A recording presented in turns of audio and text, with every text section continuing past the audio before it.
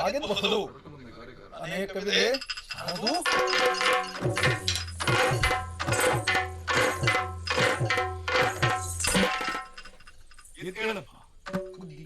ಅವನು ನೀನು ನನ್ನ ಪರಿಚಯ ಇಲ್ವಾ? ನಾನಲ್ಲಿ ನಿಮ್ಮ ವಾರ್ತೆಂದ್ರ ಕುಮಾರ. ವಾರ್ತೆಂದ್ರ ಕುಮಾರ ಅಂದ್ರೆ ಅವನ ವಾರ್ತೆಯನ್ನು ಓದಿ ಹೇಳುವ ನಾನಲ್ವಾ? ಹೌದು. ಇನ್ನ ವೇಷ ಯಾಕೆ ಹೀಗೆ? ಅದು ಅಂದ್ರೆ ವಾರ್ತೆಯನ್ನು ಹೇಳುವವರೆಲ್ಲ ಹೀಗೆ ಇದ್ದಾರೆ, ಹಾಗೆ ನಾನು ಕೂಡ ಅದನ್ನು ಅನುಕರಣೆ ಮಾಡಿದ್ದು. ಒಳ್ಳೆಯದು. ಹೌದು. ವಿಶೇಷ ಉಂಟು. ವಾರ್ತೆ ಓದುವುದಕ್ಕೆ ಪ್ರಾರಂಭಿಸುವುದಲ್ಲ.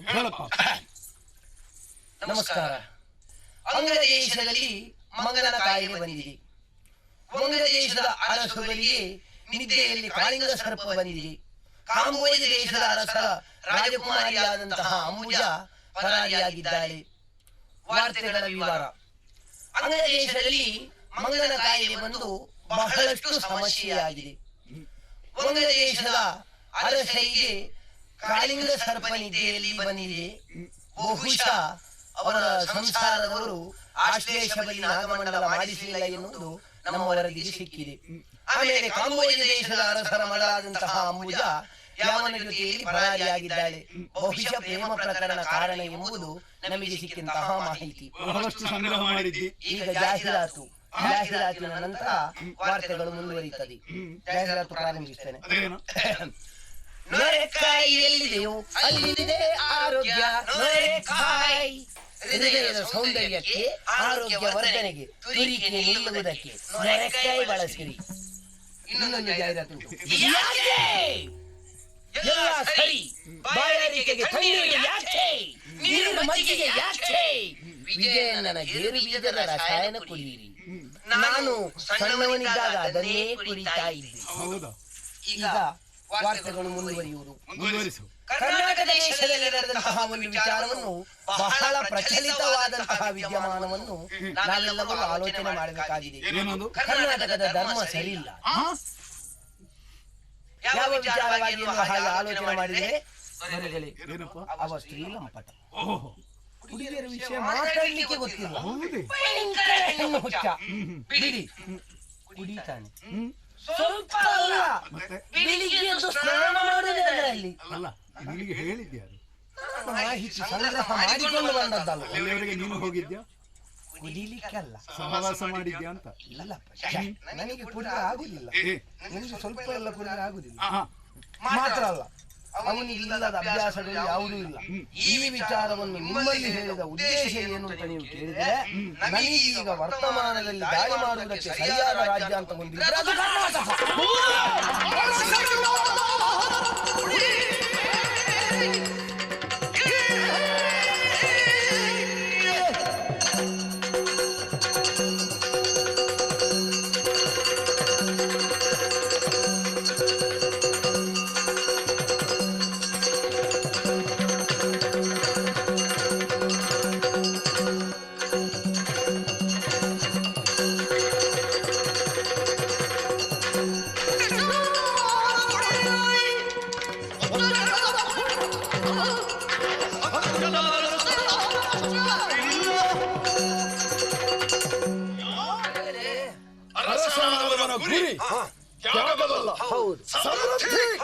ಕೃಷಿಕರ ಕಾಡನ್ನು ಕಡಿದು ಕೃಷಿಗೆ ಯೋಗ್ಯವಾದಂತಹ ಸ್ಥಳವನ್ನು ಹೇಗೆ ಮಾರ್ಪಡಿಸಿಕೊಳ್ಳುತ್ತಾನೆ, ಹಾಗೆ ಅರಸನಾದವನು ರಾಜ್ಯ ವಿರೋಧಿಗಳು ಯಾವಾಗ ದುರ್ಬಲರಾಗ್ತಾರೆ ಅದನ್ನೇ ನಾವು ಯೋಚನೆ ಮಾಡ್ತಾ ಇರಬೇಕು. ಕಾಲ ಅನುಕೂಲವಾಗಿದೆ. ದಾರಿ ತಪ್ಪಿ ನಡೆಯುತ್ತಾ ಇದ್ದಾನೆ. ಕೆಟ್ಟ ಹವ್ಯಾಸವನ್ನು ಮೈಗೂಡಿಸಿಕೊಂಡಿದ್ದಾನೆ. ಅವ ಪ್ರಜಾರಂಜಕವಾಗಬೇಕಿತ್ತು, ಅದರ ಬದಲಾಗಿ ಸುಖದ ಕಡೆ ಆತ ಲಕ್ಷ್ಯವನ್ನು ಹರಿಸ್ತಾನೆ ಅಂತಾದರೆ ಅಂಥ ದುರ್ಬಲ ಅರಸ ಸಿಂಹಾಸನದಲ್ಲಿ ಕುಳಿದು ಸೈನಿಸ್ತದೇನೋ ಸರಿಯಲ್ಲ. ಆದ ಕಾರಣ ನಮ್ಮ ಸೇನೆ ಸಿದ್ಧವಾಗಬೇಕು. ಆದ ಕಾರಣ ವೀಕ್ಷಣಾಲಿಗೆ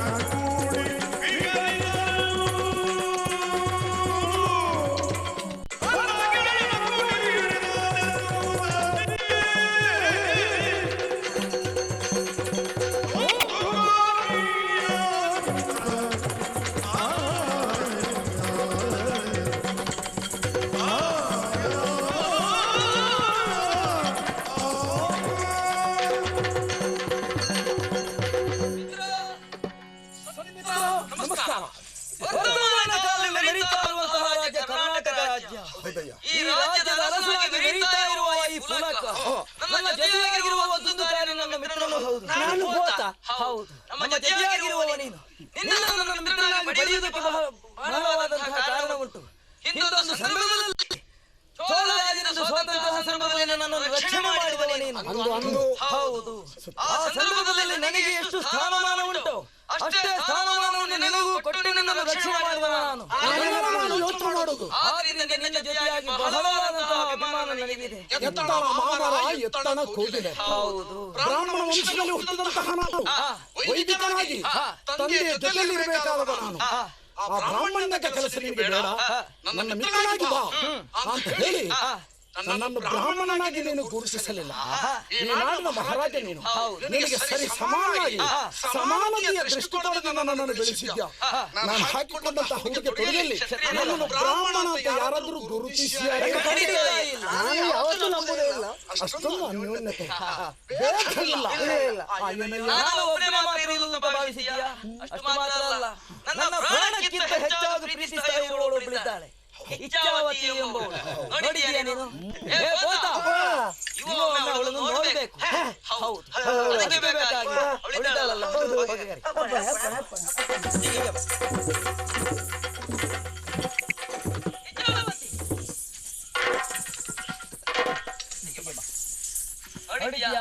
ನಾನು ಹೇಳಿದನಲ್ಲ, ಇಚ್ಛಾವತಿ ಅಂದ್ರೆ ಇವಳೇ. ಇವಳನ್ನು ಜೊತೆಯಾಗಿ ಸೇರಿಸಿಕೊಂಡು ಒಂದು ದಿವಸ ವಿಹಾರಕ್ಕಾಗಿ ಹೋಗಬೇಕು ಅಂತ ತೀರ್ಮಾನಿಸಿದ್ದೇನೆ.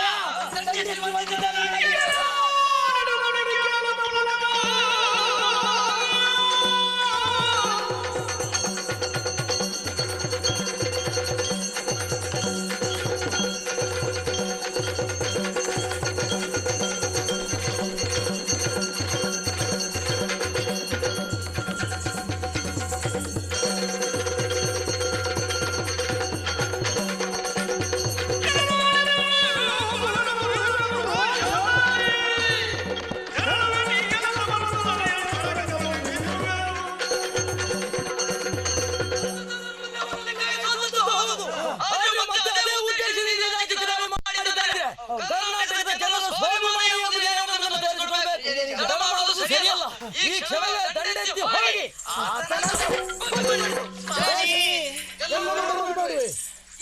ಬೇಕೆ ನಿನಗೆ? ಕಿಶನಗೌಡ ಹುಮ್ಮನಸಿಂದ ಹೊರಟು ನಿಂತೀರಾ? ರಾಜ್ಯದ ರಕ್ಷಣೆ ಮಾಡಬೇಕಾದ ನನ್ನ ಕರ್ತವ್ಯ. ಯಾಕೋ ಏನು? ನನಗೆ ಇವತ್ತು ನಿಮ್ಮನ್ನು ಕಳಿಸಿಕೊಡ್ಲಿಕ್ಕೆ ಮನಸ್ಸು. ಹಾಗೆ ಹೋಗದ ಉಪಾಯ ಇಲ್ಲ ತಾನೇ. ಒಂದು ರೀತಿ ಮನಸ್ಸು ಒಳಗೆ ಒಂದು ರೀತಿ ಭಯ.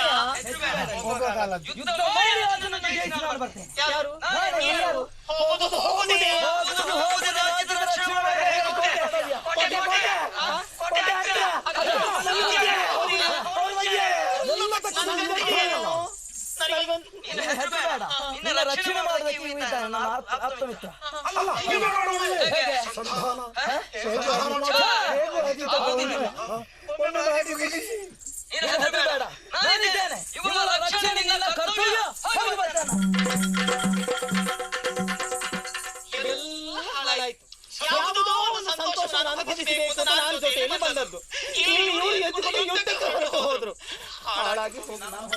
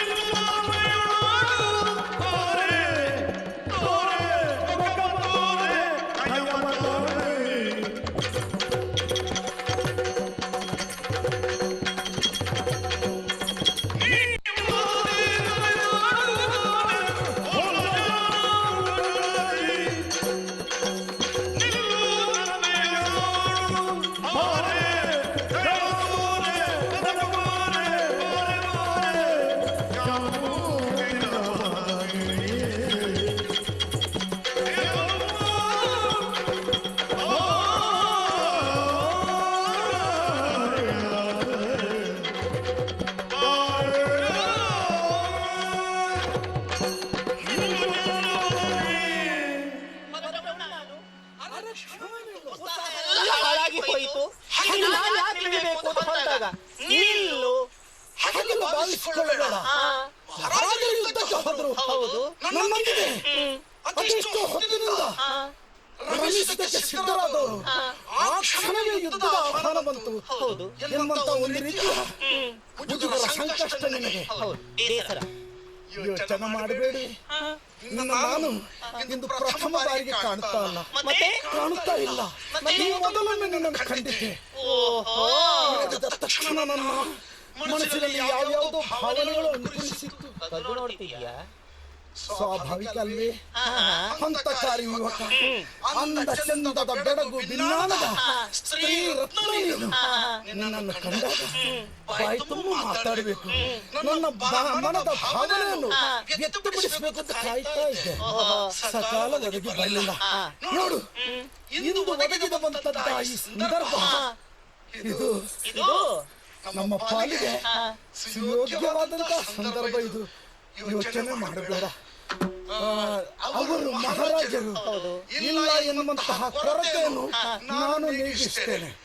ಅವರು ಯಾವ ಮೂಲಕ ನಿನ್ನನ್ನು ತೃಪ್ತಿಪಡಿಸುತ್ತಿದ್ರು ಅದೇ ರೂಪದ ತೃಪ್ತಿ ನನ್ನಿಂದಲೂ ನಿನಗೆ ಲಭ್ಯವಾಗ್ತದೆ. ನಾನು ಹೇಳಿದಂತೆ ಕೇಳುವೆಯಾ? ಏನು ಒಂದು ದಿನ ಒಂದು ಕ್ಷಣ ನನ್ನೊಂದಿಗೆ ರಮಿಸಕ್ಕೆ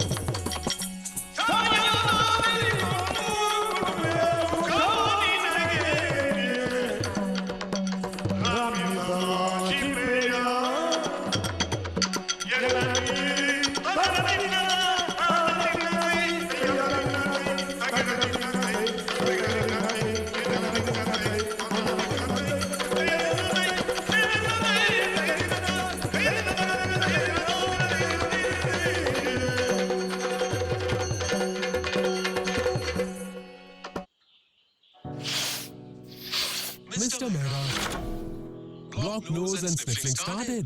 It happens with weather changes. It will get better. Why suffer when you have Otrivin? Otrivin Advance starts to unblock your nose in just 25 seconds. Otrivin is simple. ಹೊಸ ಕನಸಿನ ಲೋಕಕ್ಕೆ ಬಾಗಿಲು ತಟ್ಟಿದೆ ನೋಡು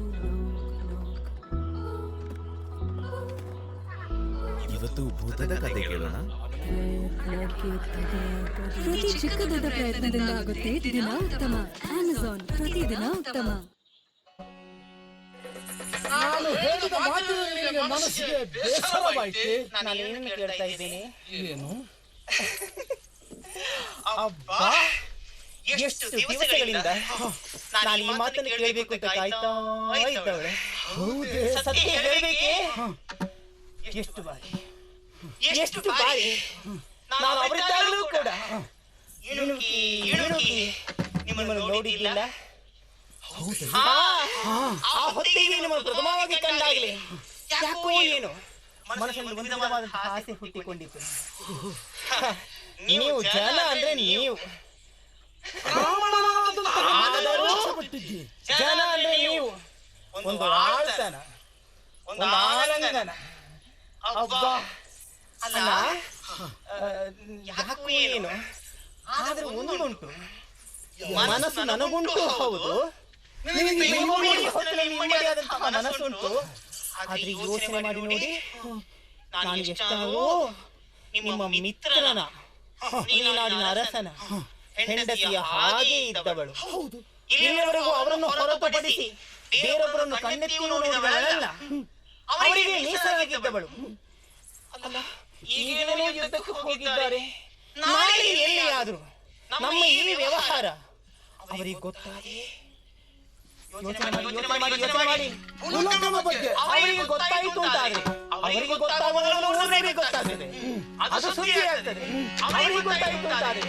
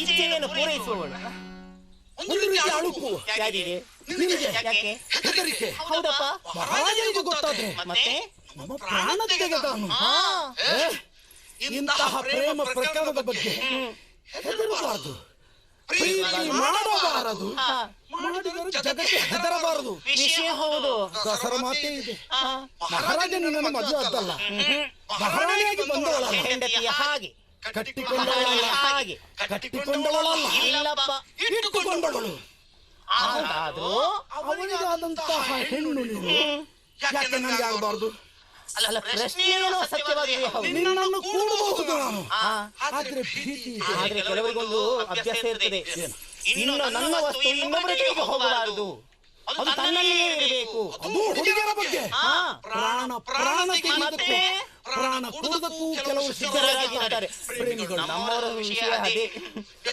ಹೀಗಾಗಿ ಪ್ರಾಣ ಬಿಡ್ತಾರೆ ಅವರು ನಾವು ಕೆಲಸ ಮಾಡೋಣ ಹೌದು ನೀನು ನನಗೆ ಬೇಕೇ ಬೇಕು ನನ್ನ ಮನಸ್ಸಿನಾಗಿ ನಿನ್ನದು ಕೂಡ ನನ್ನ ನಿನ್ನ ಅಪೇಕ್ಷೆ ಪಡ್ತಾ ಇದೆ ಬೇಕು ಹೌದು ವಿಷಯ ಗೊತ್ತಾದ್ರೆ ಹೀಗೆ ಮಾಡೋಣ ಯಾರಿಗೂ ತಿಳಿಯದಂತೆ ದಿನಂಪ್ರತಿ ನಿನ್ನಲ್ಲಿಗೆ ಬಂದು ನಿನ್ನಿಂದ ದೇಹ ಸುಖವನ್ನು ಪಡೆದು ತನ್ನ ಮೂಲಕ ನಾವಿಬ್ಬರು ಪರಮಾನಂದವನ್ನು ಅನುಭವಿಸೋಣ ಯಾರಿಗೂ ಗೊತ್ತಾಗಬಾರದು ದಿನಂಪ್ರತಿ ಅವರು ಬರುವ ಹೊತ್ತಿನಲ್ಲ ನೀವು ಬೇರೆ ಹೊತ್ತಿನಲ್ಲಿ ಅವು ಹೋದ ಬಳಿಕ ಇಲ್ಲದಿದ್ರೆ ನಾನು ಬಂದ ಬಳಿಕ ಮತ್ತೆ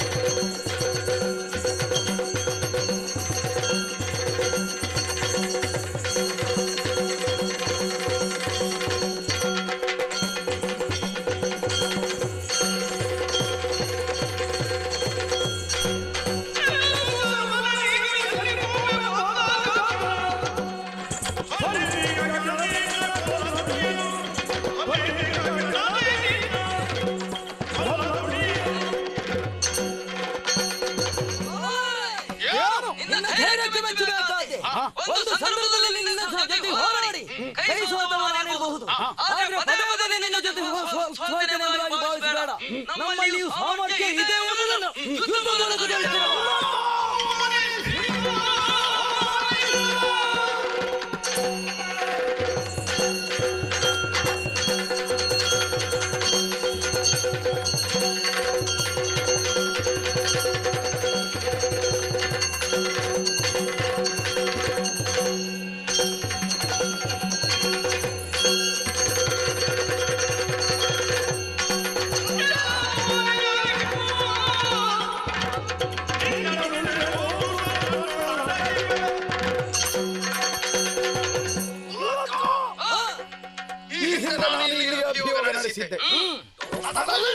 ಸೋಲಿಸಿದ್ದೆ, ನೀರನಾಗಿ ಕೈ ಮುಗಿದು ಕಪ್ಪವನ್ನು ಕಳಿಸಿಕೊಡ್ತೇನೆ. ಈಗೆಂದು ನನ್ನಲ್ಲಿ ಅಂಗಲಾಚಿ ಬೇಡಿದ್ದೆ, ನಿನ್ನ ಮಾತಿಗೆ ಒಪ್ಪಿ ನಿನ್ನನ್ನು ಬಿಟ್ಟು ಬಿಟ್ಟಿದ್ದೆ. ಕಪ್ಪ ಕೊಡಬಹುದು, ಕಳುಹಿಸಿಕೊಡಬಹುದು ಎನ್ನುವಂತಹ ನಿರೀಕ್ಷೆಯಲ್ಲಿ ನಾನಿದ್ದೆ. ನನ್ನ ಆಸೆ ಸುಳ್ಳಾಗಿ ಹೋಯಿತು. ಆದ ಕಾರಣವೇ ನೀನು ಮಾಡಿದಂತಹ ತಪ್ಪನ್ನು ನಾನು ಯಾವತ್ತೂ ಮರೆಯುವ ಹಾಗಿಲ್ಲ. ಅದು ನನಗೆ ಅನ್ಯಾಯ ಅಂತ ಕಂಡಿವೆ. ಆದ ಕಾರಣ ಈ ಸಲ ಹಿಡಿದು ಬಡಿದು ನನ್ನನ್ನು ಶಿಕ್ಷಿಸಿ ನನ್ನ ದೇಶವನ್ನು ಸ್ವಾಧೀನಗೊಳಿಸಿ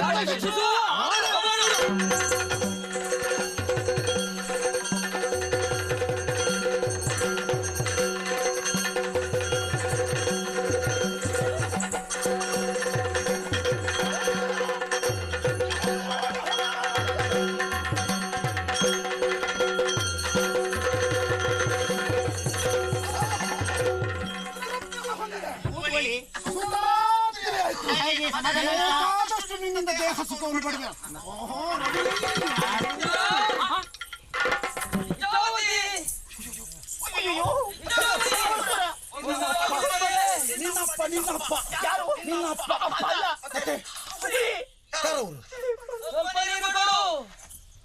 ಯುದ್ಧದಲ್ಲಿ ಸೋತಿದ್ದೇನೆ, ಒಮ್ಮೆ ಬಾಗಿಲು ತೆಗಿ.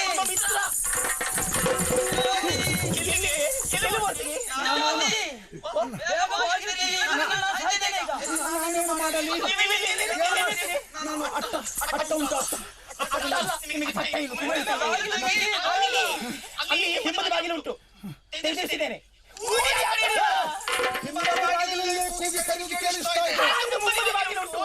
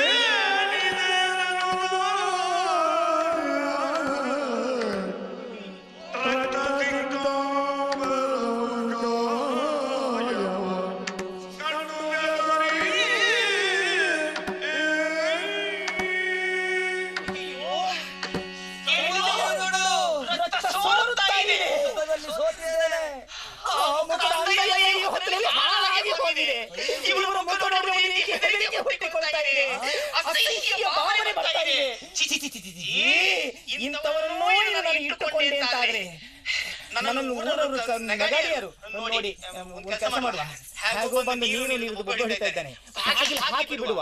ಮುಖ ನೋಡಿದ್ರೆ ಆಯ್ತು, ಮಾತನಾಡಿಸಿದ್ರೆ ಆಯ್ತು.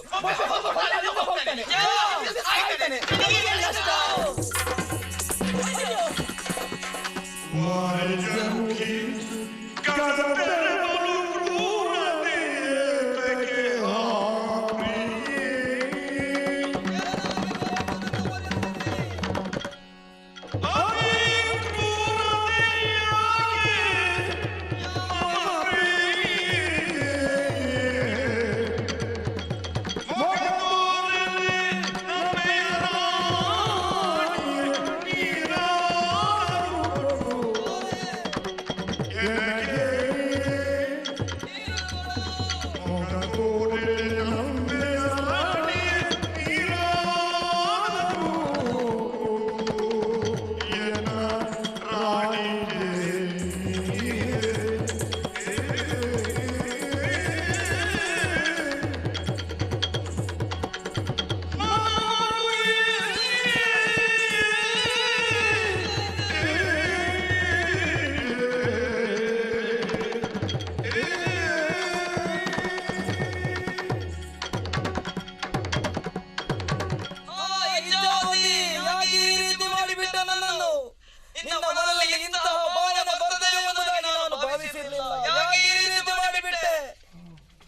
ನನಗೆ. ಅದಕ್ಕೆ ತಿಳಿದವರು ಒಂದು ಮಾತನ್ನು ಹೇಳಿದ್ದಾರೆ, ನೀರಿನಲ್ಲಿ ಮೀನಿನ ಹೆಜ್ಜೆಯನ್ನಾದರೂ ಹುಡುಕಬಹುದು, ಕಾಗಿಗಳ ಹಿಂಡುಗಳಲ್ಲಿ ಬಿಳಿಯ ಕಾಗೆಯನ್ನು ಆರಿಸಿ ಹುಡುಕಲೂಬಹುದು, ಆದರೆ ಹೆಣ್ಮಕ್ಕಳ ಮನಸ್ಸು ಇದೇ ರೀತಿ ಎಂಬುದನ್ನು ತಿಳಿದವರು ಯಾರೂ ಇಲ್ಲ. ಆದ್ರಿಂದ ಇನ್ನು ಮುಂದೆ ಲೋಕದ ಜನರು ತಿಳಿಬೇಕಾದಂತಹ ಸತ್ಯ ಹೊಂದಿದೆ. ಯಾರೇ ಆಗಲಿ ವೇಶ್ಯೆಯವರ ಸಹವಾಸ ಮಾಡಿದರೆ ಏನಾಗುತ್ತದೆ ಎಂಬಂತಹ ಪರಿಸ್ಥಿತಿ ನನ್ನನ್ನು ನೋಡಿ ತಿಳಿಯಬೇಕು. ಹೆಣ್ಣು ಸಿಗುವುದಿಲ್ಲ, ರಾಜ್ಯ ಸಿಗುವುದಿಲ್ಲ, ಹಾಗಿದ್ರೆ ಜೀವ ರಕ್ಷಣೆ ಬೇಕಾಗಿ ಹೊರಡ್ತೇನೆ ಇಲ್ಲಿಂದ.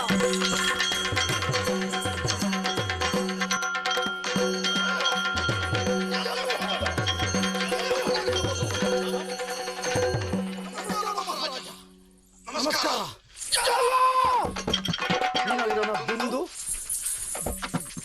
ಅಂದು ಮಾತು ಕೊಟ್ಟು ಹೌದು, ನನ್ನ ಅರಸನಿಂದ ಕಪ್ಪ ಕಾಣಿಕೆಯನ್ನು ನಾನು ಕಳಿಸಿಕೊಡ್ತೇನೆ. ಇದಕ್ಕೆ ನಾನು ಸಾಕ್ಷಿ, ನನ್ನ ಅಪ್ಪ ಅಮ್ಮ ಸಾಕ್ಷಿ. ಹೇಳಿದ್ಯಲ್ಲ, ಮಾತು ಕೊಟ್ಟು ಯಾಕೆ ತಪ್ಪಿದೆ? ಅಂದು ಆ ವಿಷಮ ಪರಿಸ್ಥಿತಿಯಲ್ಲಿ ನನ್ನ ಪಾತ್ರ ಹಿರಿದಾಗಿತ್ತು. ನನ್ನದಾದಂತಹ ವಿಚಾರಗಳನ್ನು ಮನ್ನಣೆ ಮಾಡಿ ಮಹಾರಾಜನನ್ನು ಒಡಂಬಡಿಸಿ ತಮಗೆ ಸಲ್ಲಬೇಕಾದಂತಹ ಯಾವ ಕಪ್ಪ ಕಾಣಿಕೆ ಉಂಟೋ ಅದನ್ನೆಲ್ಲ ಸಕಾಲದಲ್ಲಿ ತಲುಪಿಸುವಂತ ವ್ಯವಸ್ಥೆ ಮಾಡುತ್ತೇನೆಂದು ಹೇಳಿದಂತೆ ಎಲ್ಲವನ್ನು ಈ ಮೊದಲು ಮಾಡಿದ್ದೆ.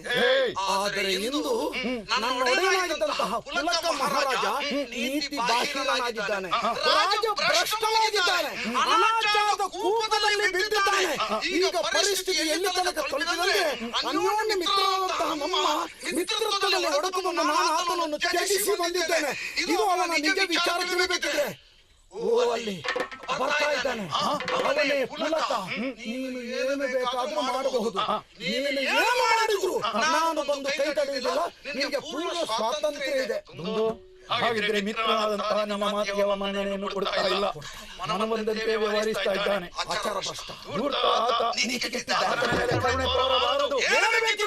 ಹಾಗಿದ್ರೆ ಇಲ್ಲಿಯ ಸಿಂಹಾಸನಕ್ಕೆ ಅರ್ಹನಲ್ಲ ಅಂತ ಆಯ್ತು. ಸರಿ, ನಿಶ್ಚಿಂತೆಯಲ್ಲಿ ನೀವು ಕಾರಣ ನಾನು ಹೇಳ್ತೇನೆ.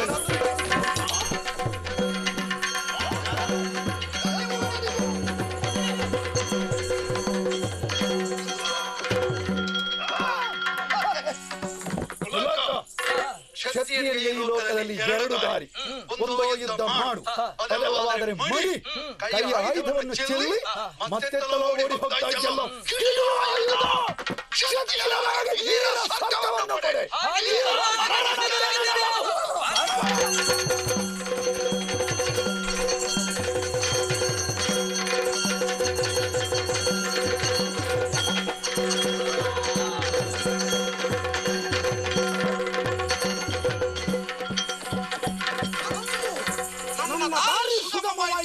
ಪುಲಕನ ಅಡಚಣೆ ಇನ್ನಿಲ್ಲ.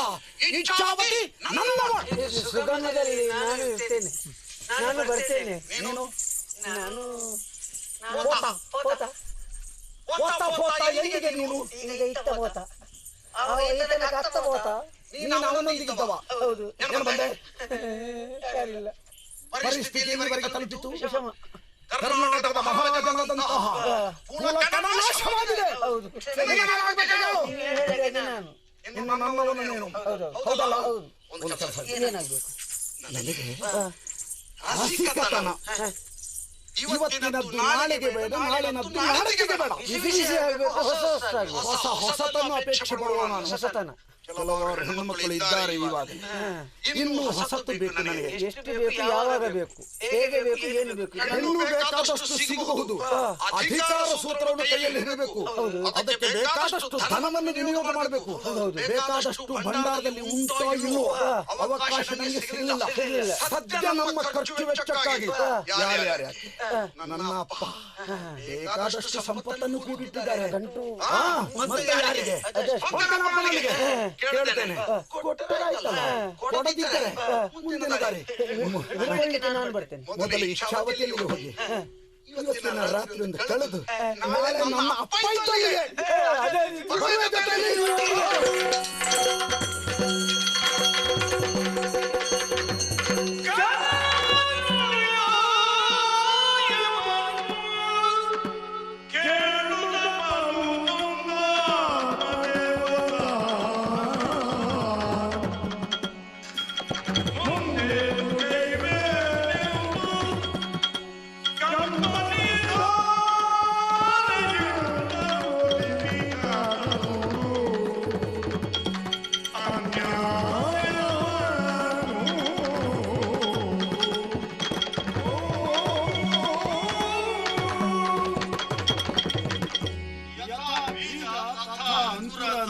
ಮಾತಿದೆ, ತಂದೆಯಂತೆ ಮಗನಾಗುತ್ತಾನೆ ಅಂತ ಲೋಕ ಹೇಳುತ್ತದೆ.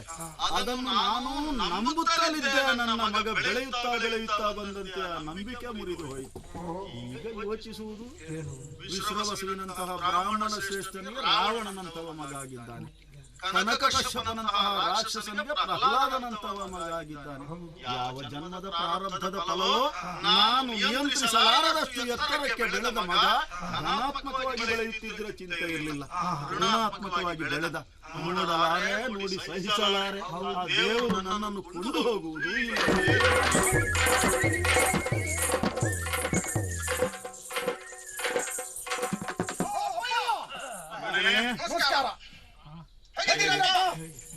ಅಪ್ಪಯ್ಯನಿಗೆ ನಮಸ್ಕಾರ ಕೊಡ್ತಾನೆ. ಏನು ನನ್ನ ಮಗ, ಇದೇನೆ ಹೋಗಬೇಕು ಅಂತ ಆಲೋಚನೆ ಉಂಟು, ಹೋಗ್ಲಿಕ್ಕಾಗುವುದಿಲ್ಲ, ಕೊಂಡೋಗುವುದಿಲ್ಲ. ವಯಸ್ಸಾಯ್ತು, ಅದೇನೋ ಯೋಚನೆ ಮಾಡುವುದು, ಯಾರಿಗಾಗಿ ಬದುಕಬೇಕು ಇನ್ನು. ಏನನ್ನಾದರೂ ಪಡೆಯಬೇಕಾದವರು ದಾರಿ ತಪ್ಪಿ ಹೋಗಿ ಆಗಿದೆ. ಬೇಕಾದಷ್ಟು ಶಾಸ್ತ್ರ ಪುರಾಣ ಮೀಮಾಂಸವನ್ನು ಓದಿದವರು ನಿಮಗೆ ಹೇಳೋರು, ನೀವು ಹೇಗಿದ್ದೀರಿ ಅನ್ನೋದರ ಪರಿಜ್ಞಾನ ನಿಮಗೆ ಉಂಟಾ? ನಾಳ್ಯಾರು ನನ್ನ ಮಗ, ಮಗ ಯಾರು? ನಾಳೆ ನಾನು ಸತ್ತರೆ ನಿನಗೆ ಋಣ ಇದ್ರೆ ಒಂದು ಹಿಡಿ ಬೂದಿ ಮಾಡ್ತಿ. ಮಗ ಯಾರು? ಅಪ್ಪನ ಮಗನಾಗಿ ಹುಟ್ಟುತ್ತಾನೆ, ಆಗ ಅಪ್ಪನ ಏನು ಮಾಡಬೇಕು? ಇನ್ನು ನನಗೆ ಯಾವುದು ಬೇಡ, ವಾನಪ್ರಸ್ಥ ಮಾಡಬಹುದಿತ್ತಲ್ಲ. ಹಾಗೆ ಮಾಡಬಹುದಿತ್ತು, ಆದ್ರೆ ಏನು ಮಾಡುವ, ನೀನು ಸರಿಯಾಗುತ್ತೀಯ ಅಂತ ಕಾಯುವುದು ನಾನು. ನೀನು ಎಲ್ಲಿ ತಪ್ಪಿದ್ದೇನೆ ಅನ್ನೋದಕ್ಕಿಂತ ಎಲ್ಲಿ ಸರಿ ಇದ್ದಿಂತ ನೀನೊಂದೇ ಉತ್ತರ ಹುಡುಕಲಿಕ್ಕೆ ಪ್ರಯತ್ನ ಮಾಡು. ಲೋಕೋಭಿನ್ನ ರುಚಿ, ನನ್ನಲ್ಲಿ ನಿಮಗೆ ದೋಷ ಕಂಡಿರಬಹುದು, ನಾನು ಹೇಳ್ತೇನೆ, ನಮ್ಮವರು ಹೇಳ್ತಾ ಇದ್ದಾರೆ. ನಿನ್ನ ಮಾರ್ಗ ಸರಿಯಾದ ಮಾರ್ಗ, ನಿನ್ನ ನಡೆ ಚೆನ್ನ, ನಿನ್ನ ನುಡಿ ಚೆನ್ನ, ನೀನು ಎಲ್ಲ ಚೆನ್ನ ಚೆನ್ನ ಚೆನ್ನ ಚೆನ್ನಪ್ಪ. ಹಾಗೆ ಹೇಳುವವರೇ ಹೆಚ್ಚಾಗಿದ್ದಾರೆ ಅಲ್ವಾ? ನೀವು ಗ್ರಹಿಸಿಕೊಳ್ಬೇಕು, ಒಟ್ಟು ನನ್ನ ಮಗ ನನ್ನ ಹಾಗಿರ್ಬೇಕು, ಬಾಯಿಯಾಗಿಲ್ಲ ಕಪ್ಪೆ ಆಗಿರ್ಬೇಕು, ಆಗಲ್ಲ. ಈಗ ಏನು ತಲೆಗೆ ತಗೊಳ್ಳಿಕ್ಕೆ ಉಂಟು? ಎಷ್ಟೋ ಕೂಡಿಟ್ಟಿದ್ದೀರಿ, ನಿಮಗೆ ಬೇಕಾದಷ್ಟು ಇದೆ. ಇನ್ನು ನೀವು ನಿವೃತ್ತಿಯನ್ನು ಘೋಷಣೆ ಮಾಡಬೇಕು, ಇಲ್ಲದಿದ್ದರೆ ನಿಮ್ಮನ್ನು ನಾನು ಉಚ್ಚಾಟಿಸ್ತೇನೆ. ನಾನು ಮಾಡಿಟ್ಟದ್ದೆಲ್ಲ ನಿನಗೆ, ಆದರೆ ಈಗಲ್ಲ. ಈಗ ನನ್ನ ಕೈಗೇನು ಸಿಕ್ಕುವುದಿಲ್ಲ. ನಾನು ಸತ್ತ ಮೇಲೆ ಯೋಗ ಇದ್ರೆ ನಿನಗೆ ಸಿಗ್ತದೆ. ಹಸಿವಾದಾಗಲೇ ಊಟ ಸಿಗಬೇಕು, ಹೊತ್ತಿಗೆ ಸರಿಯಾಗಿ ಹಸಿವಾಗಬೇಕು, ಬಿಟ್ಟರೆ ಅಕಾಲದಲ್ಲಿ ಹಸಿವಾಗಬಾರದು. ಈಗಿನ ನನ್ನ ಪ್ರಾಯ ಹಸಿವಿನ ಪ್ರಾಯ, ಈಗ ನನ್ನ ವಿಲಾಸಿ ಜೀವನದ ಸಮಯ. ಎಷ್ಟು ಜನ ನನ್ನನ್ನು ಅವಲಂಬಿತರಿದ್ದಾರೆ, ಎಷ್ಟು ಜನ ಬೆಂಬಲಿಗರಿದ್ದಾರೆ. ಅವರ ಊಟೋಪಚಾರ ನೋಡಬೇಡಿ, ಅವರ ಯೋಗಕ್ಷೇಮವನ್ನು ವಿಚಾರಿಸಬೇಡಿ, ಬೇಕಾದಷ್ಟು ನೀವು ಮಾಡಿದ್ದದ್ದು ಯಾರಿಗಾಗಿ? ಏನಾದರೂ ಆದರೆ ಆಮೇಲೆ ಕೊಡ್ತೇನೆ ಅಂತ ಆಶ್ವಾಸನೆ ಕೊಟ್ಟು ನಿಲ್ಲಿಸು. ಆಶ್ವಾಸನ ಅಲ್ಲ, ನುಡಿದಂತೆ ನಡೆಯುವವನು. ಮತ್ತೆ ತಪ್ಪಿದ್ರೆ ಅಡ್ಡಿಲ್ಲ, ಒನ್ನಾಗಿ ಹೇಳಿದ್ರೆ ಸಾಕು. ಈಗ ನೀವು ಕೊಡ್ತೀರಾ ಇಲ್ವಾ? ಈಗ ನೀನು ಕೊಡಲಿಲ್ಲ, ಕೊಡದಿದ್ರೆ ನನ್ನ ದಾರಿ ಬೇರೆ ಆದೀತು. ನಿನ್ನ ದಾರಿ ಬೇರೆ ಅಂದ್ರೆ ನನ್ನನ್ನು ಬಿಟ್ಟಲ್ಲಿ ಅದು ಹೋಗ್ತಿಂತಲ್ವಾ? ಬಿಡಬೇಕು. ನಿಮ್ಮಂತಹ ಹಿರಿಯರಿಗೆ ಇದೆಲ್ಲ ಭಾವನೆ ಇದೆ. ಹೋದಲ್ಲಿ ಎಲ್ಲಿ ಹೋದ್ರು ನಾನು? ಎಲ್ಲಿ ಹೋಗುದು ನೀನು? ಎಲ್ಲಿ ಹೋಗ್ಲಿಕ್ಕೆ ನಿನಗೆ ದಾರಿ ಇಲ್ಲ.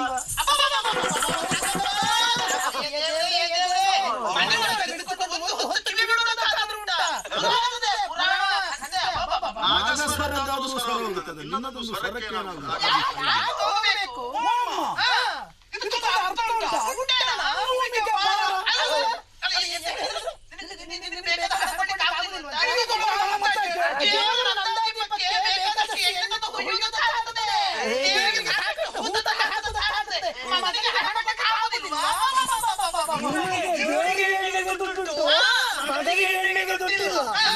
ಯಾವ ಹೆಣ್ಣಿಗೆ ಎಂತಲ್ಲ? ಇವರಪ್ಪ ಯಾವಾಗಪ್ಪ ನಮಗಾಗಿ ಹುಟ್ಟಬೇಕು.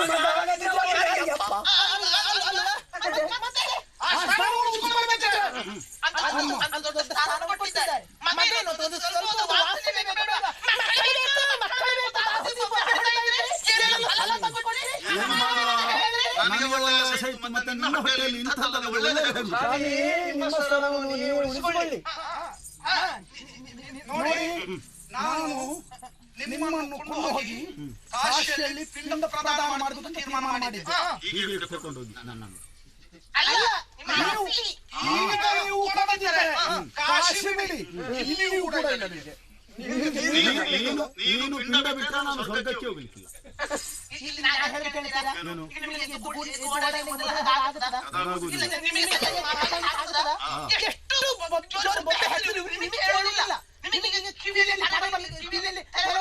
ಅದೊಂದು ಮಾತ್ರ ಮತ್ತೊಂದು ಸರಿ ಉಂಟು.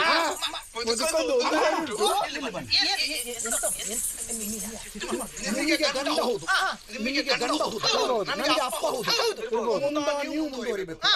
ಇನ್ನು ನಾನು ಅಪ್ಪನೆನ್ನುವಂತಹ ಗೌರವ ಭಾವನೆಯಲ್ಲಿ ಇರಿಸದೆ ನನ್ನದಾದಂತಹ ತೀರ್ಮಾನವನ್ನು ತಗೊಂಡೆ ನೀವು ಆಕ್ಷೇಪ ಮಾಡಬಾರದು. ಹೌದು,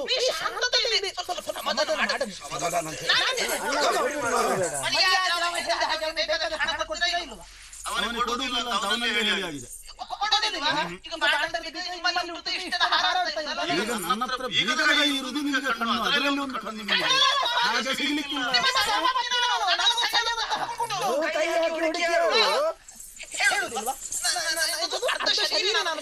ನೋಡಿ, ಕೋಣನ ಮುಂದೆ ವೀಣೆ ಬಾರಿಸುವುದು ಯಾರ ಲಕ್ಷಣ? ಅದು ಕೋಣ. ನಿಮ್ಮ ವೀಣೆಯಲ್ಲಿ ಪರಿಣಾಮ ಕೊಡಲಿಕ್ಕಿಲ್ಲ.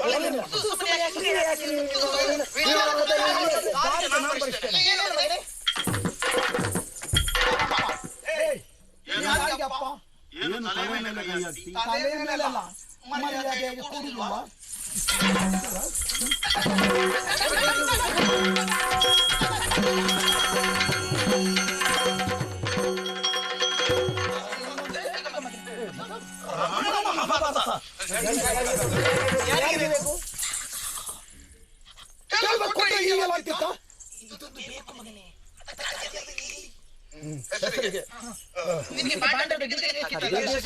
ಖರ್ಚಿಗೆ ಅಮ್ಮ ಅಲ್ಲಿ ನನ್ನನ್ನು ಕಾಯುವವರು ತುಂಬಾ ಮಂದಿ ಇದ್ದಾರೆ. ನನ್ನ ಅಭಿಮಾನಿಗಳಿಗೆ ಪುರುಷರೆಲ್ಲ ಇವತ್ತೇರಿದ್ದಾರೆ. ನನ್ನ ನಿರೀಕ್ಷೆಯಲ್ಲಿದ್ದಾರೆ. ನಾನಲ್ಲಿ ಹೋಗಿ ಬರ್ತೇನೆ.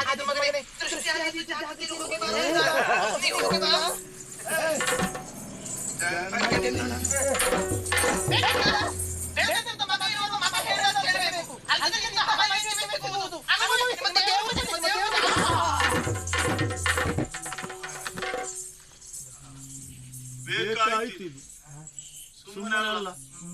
ಈ ಭವಸಾಗರಕ್ಕೆ ಜೀವಿಯನ್ನು ದೇವರು ದೂಡುವಾಗ ಕುತ್ತಿಗೆಗೆ ಒಂದು ಗುಂಡು ಒಂದು ಬೆಂಡು ಎರಡನ್ನು ಕಟ್ಟಿ ದೂಡುತ್ತಾನಂತೆ. ಪಾಪದ ಗುಂಡು, ಪುಣ್ಯದ ಬೆಂಡು. ನನ್ನ ಕುತ್ತಿಗೆಗೆ ಗುಂಡು ಹಾಕಿದ್ದಾನೆ, ಬೆಂಡು ಇಲ್ಲ. ಮುಳುಗಲಿ ಅದು ಬೆಂಡು, ತೇಲಲಿ ಅದು ಗುಂಡು. ಈ ಭವಸಾಗರದಲ್ಲಿ ಎಷ್ಟಾದ್ರೂ ಅನುಭವಿಸಬೇಕಾಯಿತು. ಮಗನಿಂದಲೇ ಹೊಡೆತ ತಿಂದ ಮೇಲೆ ಇನ್ನು ನಾನು ಈ ಮನೆಯಲ್ಲಿದ್ದೇನು ಪ್ರಯೋಜನ? ಏನನ್ನು ಸಾಧಿಸುವುದಕ್ಕೆ ಉಳಿಯಲಿಲ್ಲ.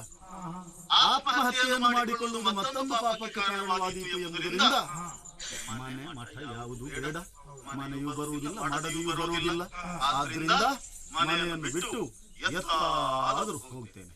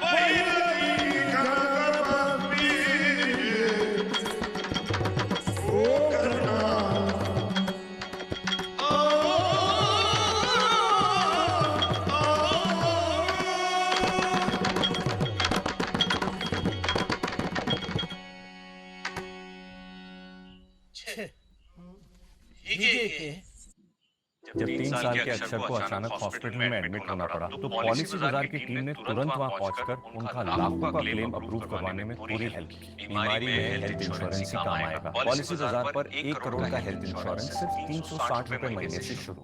ಕಾಮನಾ ಶ್ರೇಗಳಿಗೆ ಇವತ್ತು ಗೊತ್ತಾಯ್ತು ಸುಟ್ಟ ಕಡಾಯಿ, ಕ್ರಿಸ್ಪಿ ಬಿಲ್ಡಿ ಫ್ರೈ ಮತ್ತು ಶಾಹಿ ತುಂಡಿನ ಕಲೆ ಸ್ಟೇಟಸ್ಗೆ ಕಳಂಕ ಹೇಗೆ ತರುತ್ತೆ ಅಂತ. ಅದಕ್ಕಾಗಿಯೇ boss dish washer with finish tablets.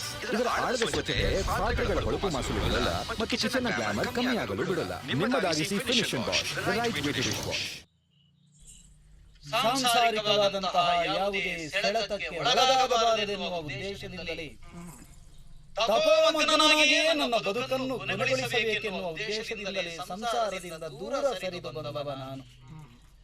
ಜನನ ಮರಣದ ಹುಟ್ಟು ಸಾವುಗಳ ಕಟ್ಟಳೆಗೆ ಕಟ್ಟು ಬಿದ್ದು ಅಲ್ಲಿ ಸಂಕಷ್ಟವನ್ನು ಅನುಭವಿಸುವುದಕ್ಕಿಂತ ಈ ಬದುಕಿನಿಂದಲೇ ಮುಕ್ತನಾಗಬೇಕೆನ್ನುವ ಉದ್ದೇಶದಿಂದಿದ್ದವ ನಾನು. ಯಾಕೋ ಏನೋ ದೇವರತ್ತ ಕಡೆಗೆ ಅನುಸಂಧಾನಗೊಂಡಿದ್ದಂತಹ ನನ್ನ ಮನಸ್ಸು ಈಗ್ಯಾಕೋ ವಿಚಲಿತವಾಗುತ್ತಾ ಉಂಟು, ಚಂಚಲವಾಗುತ್ತಾ ಉಂಟು. ನನ್ನ ಮನಸ್ಸಿನಲ್ಲಿ ಯಾವುದೋ ಒಬ್ಬ ಆತ್ಮೀಯನ ಕೂಗು ನನ್ನನ್ನು ಕರೆಯುತ್ತಿದೆ. ಯಾಕೆ ಹೀಗೆ? ಸತಾಂ ಹಿ ಸಂದೇಹ ಪದೇಶು ವಸ್ತುಷು ಪ್ರಮಾಣಂ ಅಂತಃಕರಣ ಪ್ರವೃತ್ತಯಃ. ಸಜ್ಜನರ ಸಂದೇಹ ಸ್ಥಾನದಲ್ಲಿ ಅಂತರಾಣಿಯೇ ಪ್ರಮಾಣವಾಗಿರುತ್ತದೆಯಂತೆ. ನನ್ನ ಅಂತರ್ಯದಲ್ಲಿ ಯಾರೋ ಒಬ್ಬ ನನ್ನ ಬಂಧು ನನ್ನನ್ನು ಕರೆಯುತ್ತಿದ್ದಾನೆ ಅಂತ ಅನ್ನಿಸ್ತಾ ಇದೆ. ಆದ್ರಿಂದ ತಪಸ್ಸಿನಿಂದ ಎಚ್ಚೆತ್ತುಕೊಂಡಿದ್ದೇನೆ. ಸುಷುಪ್ತಾವಸ್ಥೆಯಿಂದ ಜಾಗೃತಾವಸ್ಥೆಗೆ ಬಂದಿದ್ದೇನೆ. ತಡ ಮಾಡುವುದಲ್ಲ, ಈ ತಪಸ್ಸಲ್ಲಿಯೇ ಬಿಟ್ಟು ಹೊರಟು ಹೋಗಬೇಕು. ಇನ್ನೆಲ್ಲಿಗೂ ಅಲ್ಲ, ನನ್ನ ಜನ್ಮಸ್ಥಾನವಾದಂತಹ ಗಂಗಾ ತೀರ ಅಲ್ಲಿಗೆ ಹೋಗಬೇಕು. ಹೊರಡುತ್ತೇನೆ.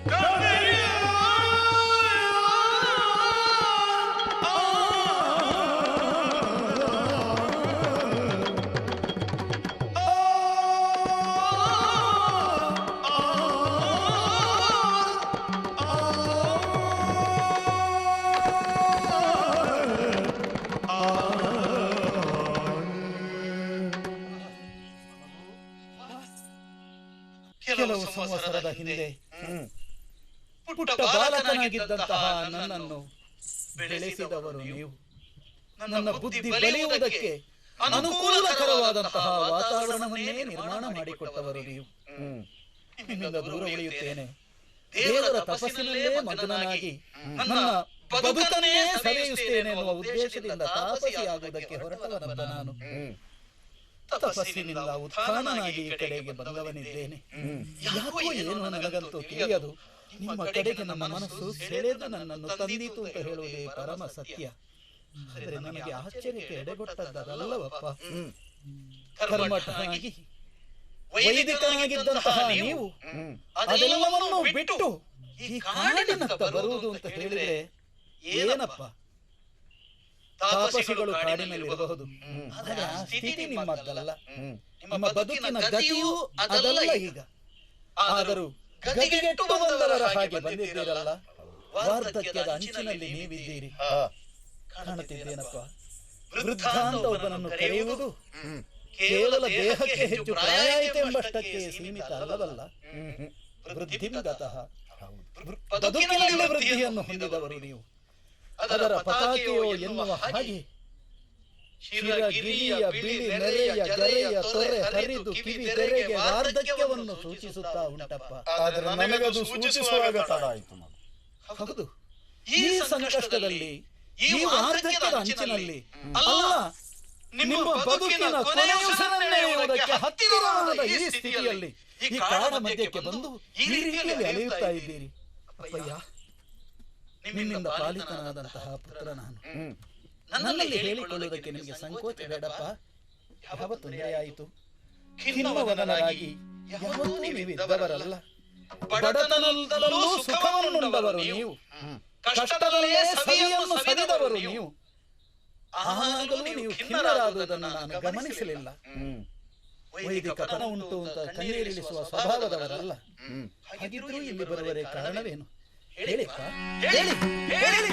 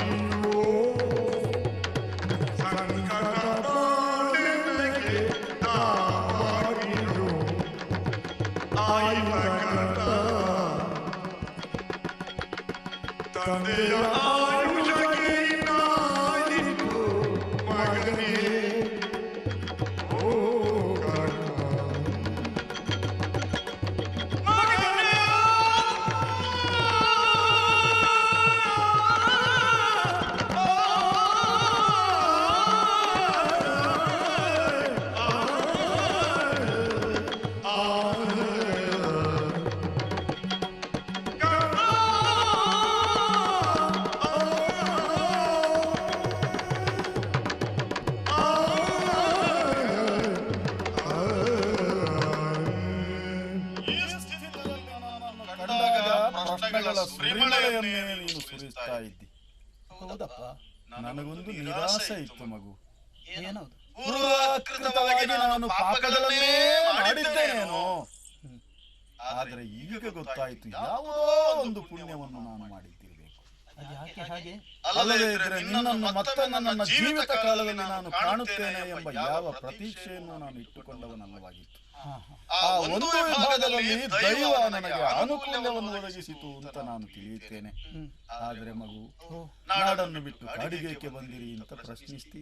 ಹೌದು, ಮನುಷ್ಯ ರೂಪದ ಮೃಗಗಳಿರುವಂತಹ ನಾಡಿಗಿಂತ ಹೃದಯ ಸಂಬಂಧವಾದಂತಹ ಸಂವೇದನೆಯನ್ನು ತನ್ನ ಮಗುವಿನಲ್ಲಾದರೂ ತೋರಿಸಬಹುದಾದ ಮೃಗಗಳಿರುವ ಕಾಡೇ ವಾಸಿ ಅಂತ ತೀರ್ಮಾನಕ್ಕೆ ನಾನು ಬಂದೆ.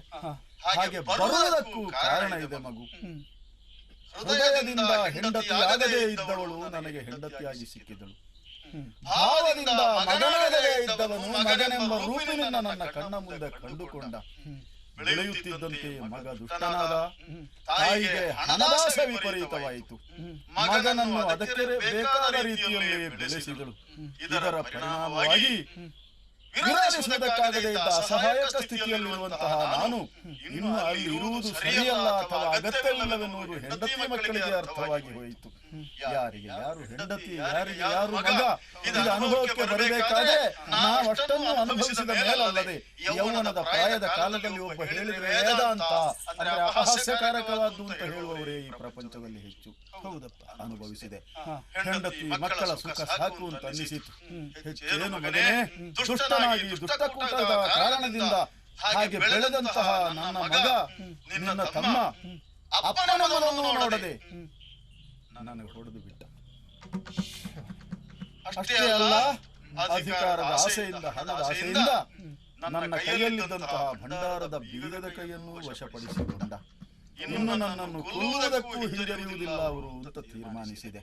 ಅಪ್ಪಯ್ಯ, ಅರ್ಥವಾಯಿತಪ್ಪ. ಸಂಸಾರದಲ್ಲಿ ಸಂಬಂಧವನ್ನು ಅನೇಕರು ಬೆಳೆಸಿಕೊಳ್ಳುವುದು ಸಂಪತ್ತಿರುವ ಕಾರಣಕ್ಕೆ ಮಾತ್ರ. ಸಂಪತ್ತು ನಷ್ಟವಾಯಿತು, ಮರುಕ್ಷಣದಲ್ಲಿ ಯಾರೂ ಇರುವುದಿಲ್ಲ, ಯಾರಿಗೆ ಯಾರೂ ಇಲ್ಲ. ಹೌದು, ಯೌವನ ಕರಗಿ ಹೋಯಿತು ಅಂತಾದ್ರೆ ಮತ್ತೆ ಸಂಸಾರ ಎಲ್ಲಿ ಉಂಟು? ಒಡವೆ ಒಡೆಯಗೆ, ಒಡಲು ಅಗ್ನಿಗೆ, ಮಡದಿ ಮಗದೊಬ್ಬ ಚೀಲುವಾಗಿ. ಹೌದು, ಅಷ್ಟೇ ಅಲ್ಲವಪ್ಪ. ನೀರೇ ಆರಿ ಹೋದ ಮೇಲೆ ಕಾಸಾರ ಉಳಿಯುತ್ತದೆ. ಸಂಪತ್ತು ನಾಶವಾಯಿತು ಅಂತಾದ್ರೆ ಮತ್ತೆ ಸಂಬಂಧಿಗಳಿರುತ್ತಾರೆ ಇಲ್ಲ. ಯಾರೋ ಸಾಂಸಾರಿಕರೇ ಹೇಳಿದ ಅನುಭವದ ಸಾರದ ಮಾತಲ್ಲವೇ ಇದು. ಹೌದಪ್ಪ, ವಾರ್ಧಕ್ಯದ ತಂದೆಯನ್ನು ಸೇವೆ ಮಾಡಬೇಕು ಅಂತಾದರೆ ಆ ಮಗನು ಅಷ್ಟೇ ಪುಣ್ಯಾತ್ಮನಾಗಿರಬೇಕು, ಅಷ್ಟು ಸಂಸ್ಕಾರವಂತನಾಗಿರಬೇಕು. ತಪ್ಪನ್ನೆಷ್ಟೇ ತಂದೆ ಮಾಡಿದ್ರು ಮಗನ ಕೆಡುಕನ್ನು ಯಾವ ತಂದೆಯೂ ಬಯಸುವುದಿಲ್ಲ, ಮಗನ ಕೆಡುಕನ್ನು ಯಾವ ತಾಯಿಯೂ ಬಯಸುವುದಿಲ್ಲ. ಆದರೆ ಯಾವ ತಂದೆಯೇ ಇರಲಿ, ಯಾವ ತಾಯಿಯೇ ಇರಲಿ, ಮಕ್ಕಳ ಕೆಡುಕನ್ನು ಬಯಸುವುದಿಲ್ಲ. ಅತಿಯಾದ ಮುದ್ದಿನಿಂದ ಮಕ್ಕಳನ್ನು ಸಾಕಿದರೆ ಪರಿಣಾಮ ಇಂಥದ್ದಾಗುತ್ತದೆ. ದುಂದುಕಾರಿಯನ್ನು ದೂರಿ ಪ್ರಯೋಜನ ಇಲ್ಲವಪ್ಪ. ಪ್ರಾರಬ್ಧವೆಂದು, ಸಂಚಿತ ಎಂದು, ಆಗಾಮಿ ಎಂದು ಮೂರು ರೀತಿಯಲ್ಲಿ ಕರ್ಮದ ಫಲಗಳು ಪ್ರಾಪ್ತವಾಗುತ್ತದೆ ಅಂತೆ. ಅವನೇ ಪ್ರಾರಬ್ಧ ರೂಪಿಯಾಗಿ ನಿಮ್ಮ ಪಾಲಿಗೆ ಹುಟ್ಟಿಕೊಂಡು ಬೆಳೆದನು. ಅಲ್ಲ, ಪ್ರಾರಬ್ಧವೇ ಅವನಿಂದ ಅಷ್ಟನ್ನು ಮಾಡಿಸಿತು, ಉತ್ತರ ಹೊಳೆಯುವುದಿಲ್ಲಪ್ಪ. ಒಟ್ಟಿನಲ್ಲಿ ಅಟ್ಟುವುದನ್ನು ಉಣ್ಣಲೇಬೇಕು. ಬೇಕು ಅಷ್ಟೇ, ಹೆದರಬೇಡಿ. ಅಂತೂ ನಾನಂತೂ ತಾಯಿಯನ್ನು ಕಾಮಧೇನು ಅಂತ ಭಾವಿಸುವವ. ಹೌದು, ಜನ್ಮದಿಂದಲೇ ಜಾತವಾದಂತಹ ಕರ್ಣಗಳು ನನಗೆ. ಕಿವಿಗಳಿಂದ ಎಲ್ಲವನ್ನು ಕೇಳಿದರಲ್ಲಿ ಈ ಪ್ರಪಂಚದ ಜ್ಞಾನ ನಮಗೆ ಬರುವುದು ಮೊತ್ತ ಮೊದಲಿಗೆ. ಶ್ರುತಿ ಎನ್ನುವಂತಹ ಹೆಸರಿರುವುದು ವೇದಕ್ಕೆ, ಅದೇ ಕಾರಣಕ್ಕೆ ಹೌದಲ್ವೇ? ಕೇಳುವುದಕ್ಕೆ ಯೋಗ್ಯವಾದದ್ದು, ಹೇಳತಕ್ಕದ್ದು ಯಾವುದು? ಅದು ವೇದ, ಅದೇ ಶ್ರುತಿ.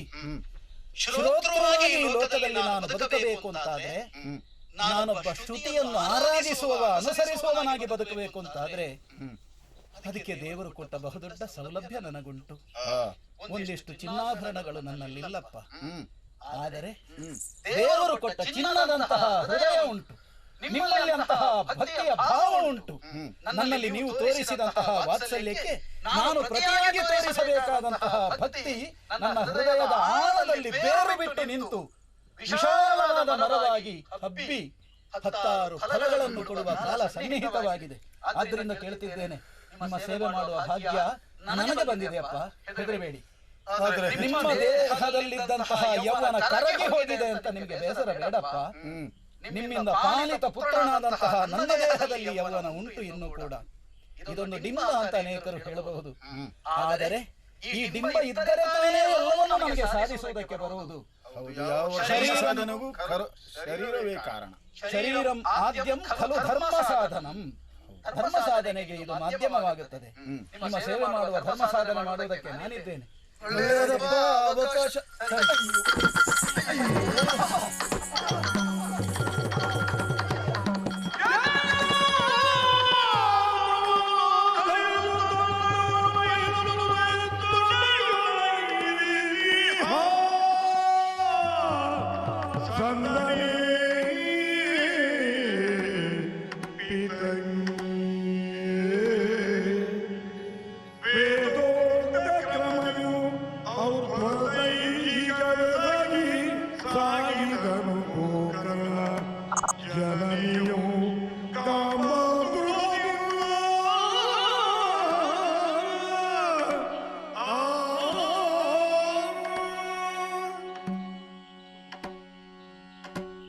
ನನ್ನ ಕೈಯಲ್ಲಿಯೇ ನನ್ನ ತಂದೆಯ ಸಾವಾಯಿತು.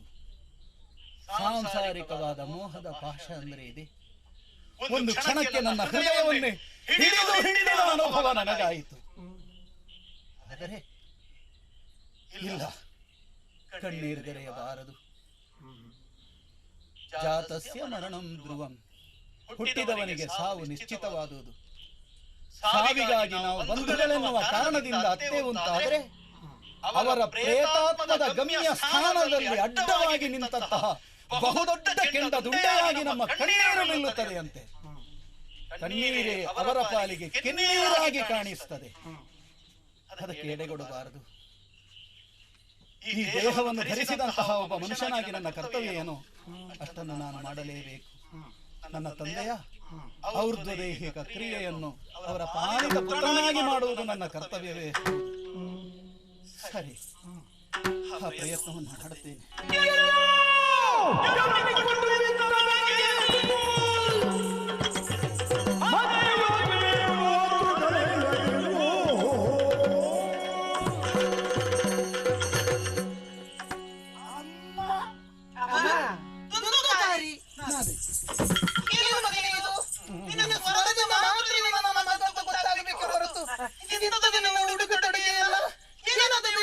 ಆಡಂಬರದ ಜೀವನವನ್ನು ತ್ಯಜಿಸಿದ್ದೇನೆ. ನಮ್ಮ ಬದುಕಿನಲ್ಲಿ ವೈರಾಗ್ಯ. ಹೌದು, ಹರೇ ರಮಣ ಗೋವಿಂದ.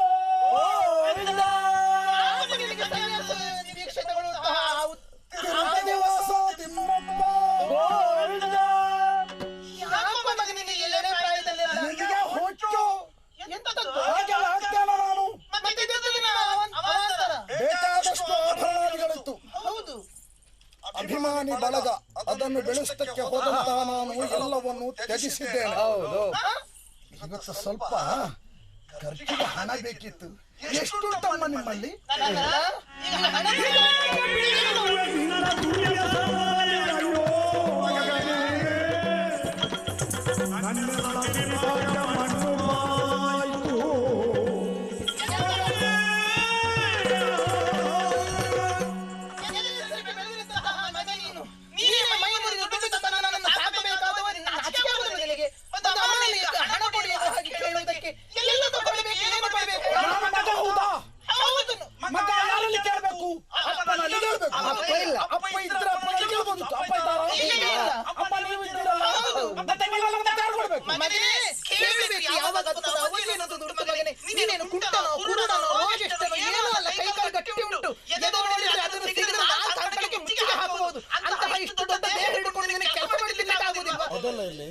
ಈಗ ನಿಮ್ಗೆ ಗಂಡ ಇದ್ದಾರಾ? ಗಂಡ ಇಲ್ಲದ ಮೇಲೆ ಹೆಂಗಸಾದವಳಿಗೆ ಚಿನ್ನ ಬೇಕಾ? ಹೆಂಗಸಾದವಳಿಗೆ ಗಂಡನೇ ಚಿನ್ನ. ನಿಮ್ಮ ಗಂಡ ಇಲ್ಲ, ಮತ್ತೆ ನಿಮಗೆ ಚಿನ್ನ ಆಭರಣಕ್ಕೆ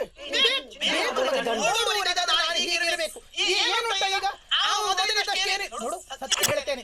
ಇದ್ದ ಮನೆಯಲ್ಲೆಲ್ಲವೂ ಕೂಡ ಹಾಳು ಮಾಡಿದವಳು ನೀನು. ಇದ್ದ ಸಂಪತ್ತನ್ನು ಬರಿಮೆ ಮಾಡಿದವಳು ನೀನು. ಧನಧಾನ್ಯಗಳನ್ನು ಕೊಂಡು ಹೋದವಳು ನೀನು. ಇನ್ನು ಒಂದು ಆಣೆ ನಿನಗೆ ಸಿಗಲಿಕ್ಕಿಲ್ಲ.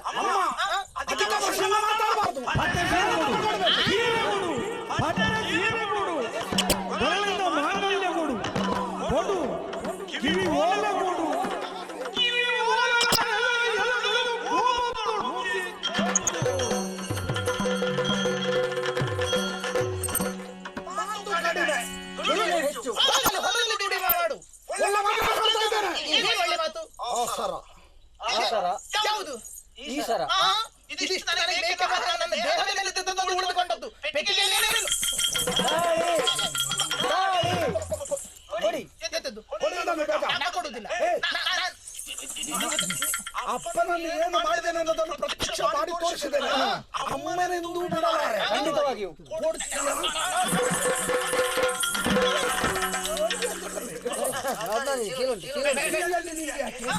ಗಂಡನ ಇಲ್ಲದ ಮೇಲೆ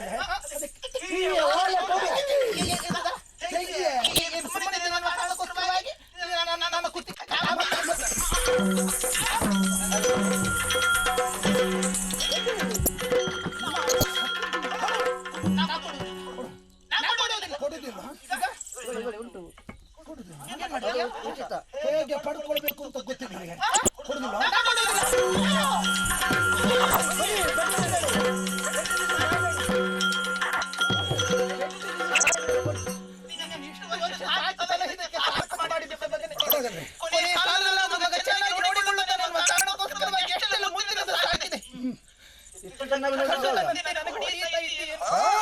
ಕೊಡ್ಬೇಕಾ?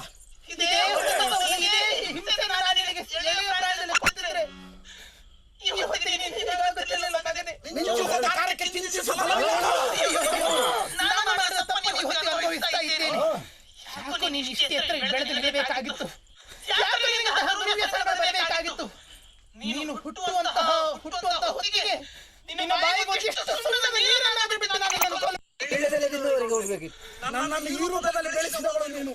ಬಾಲ್ಯದಲ್ಲಿರುವಾಗ ತಿಂದಿರಲಿಲ್ಲ, ಸಾಕಿ ಬೆಳೆಸಿದೆ. ಪರಿಣಾಮ ವೇಶ್ಯರು ಸಹವಾಸ ನನ್ನಾಯ್ತು. ಕುಡಿತ ನನ್ನಂತವರೊಂದಿಗೆ ಸೇರಿಕೊಂಡೆ. ದುರ್ವ್ಯಸನಗಳು. ಹೌದು, ಈಗ ನನಗೆ ಹಣದ ದಾಹ. ಹಣ ಬೇಕು. ನನಗೆ ವೇಶ್ಯರ ಹಣ ಬೇಕು.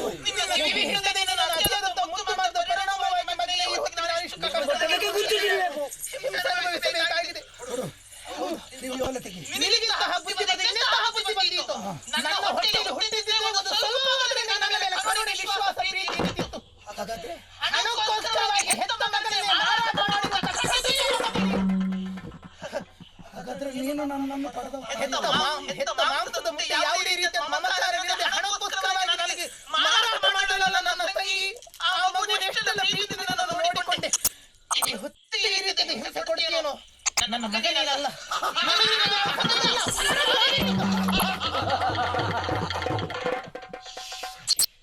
ಶಾಬಾಸ್, ನೀನು ನನ್ನ ತಾಯಿಯಲ್ಲ. ಹಾಗಾದ್ರೆ ನಿನ್ನನ್ನು ಚಿತ್ರ ಹಿಂಸೆ ಮಾಡಿದರೂ ನನಗೆ ಬಾಧಕ ಇಲ್ಲ, ದೋಷ ಇಲ್ಲ. ಕೊಡು.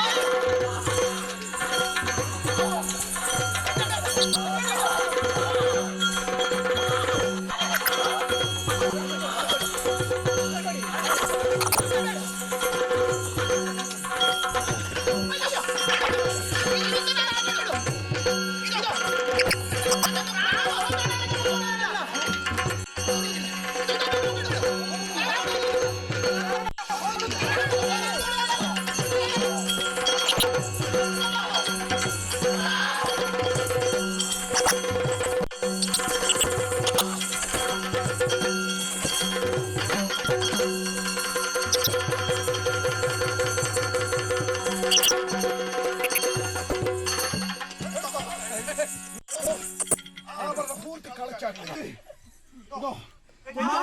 ಸೂತ್ರ ಇದು ಆಕೆಗೆ ನನಗೆ ಗೊತ್ತಿಲ್ಲ. ಹೋಗಬಾರ್ದು. ಸಂಸ್ಕಾರ ಹೇಗೆ ಹರಿಯುತ್ತಿದ್ದ ಹಳ್ಳಕ್ಕೆ